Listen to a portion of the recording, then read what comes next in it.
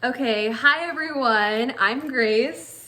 I'm Grace's mom, Adriana. And we're back after a 3-year, as I would like to call, hiatus, but my mom would call holding a grudge on me and not wanting to do these videos anymore.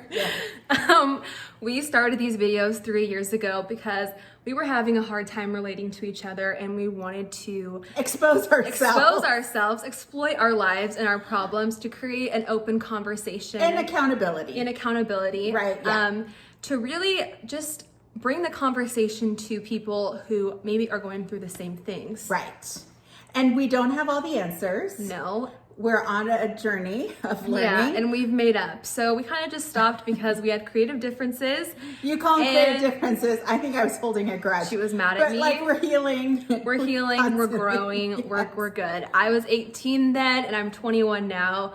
And I just feel so much more confident in myself. And I just feel like I've grown so much with you through that time as well. Right. And there is something that we wanted to share with you, especially in this last month. Things have been happening in Grace's life.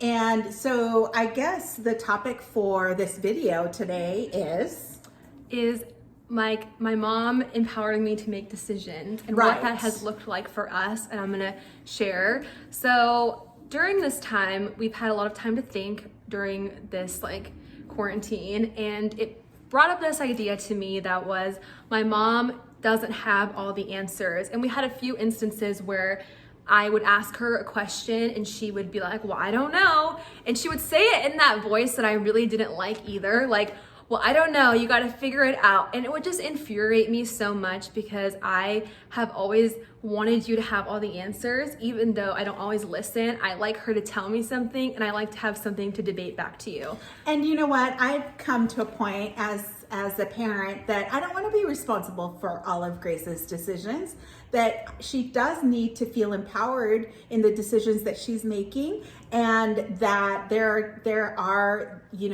what do I want to say?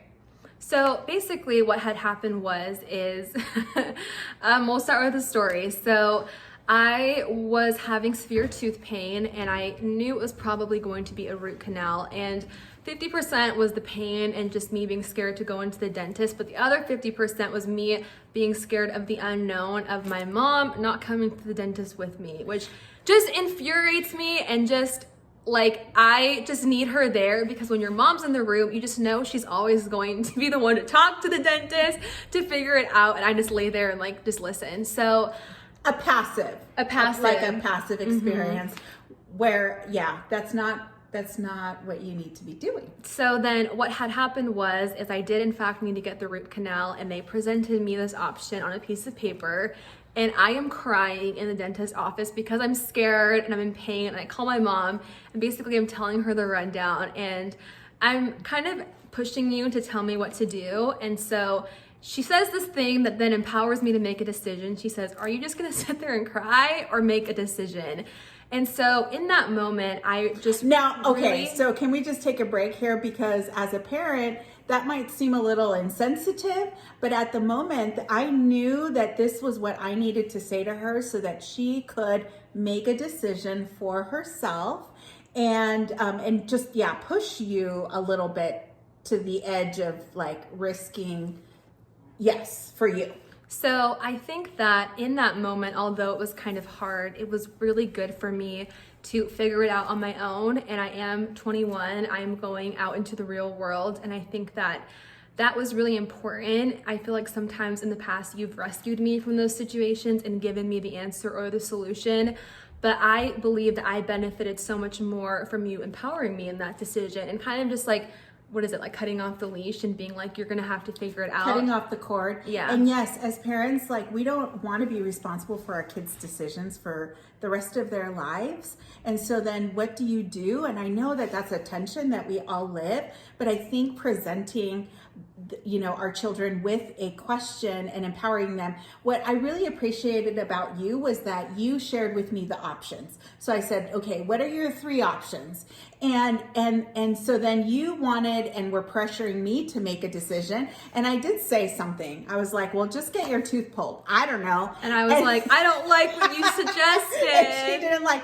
And actually, it reminds me of another time where I also suggested something, or I said, I don't know. And you were mad at me because I didn't know, right? Yeah. And the assumption that I would have all the answers, where I don't. And there are times where I even, just have to go and discover, learn, and risk, what the next right thing is for me personally. So I guess our takeaway for this and our encouragement is that I was so much better off in that moment and felt so much more empowered by making the decision myself. And as an adult and as a growing woman, I think that it really was a pivotal moment for me of like, I can do hard things. I can figure it out on my own. And I can still share with you what is going on in different situations.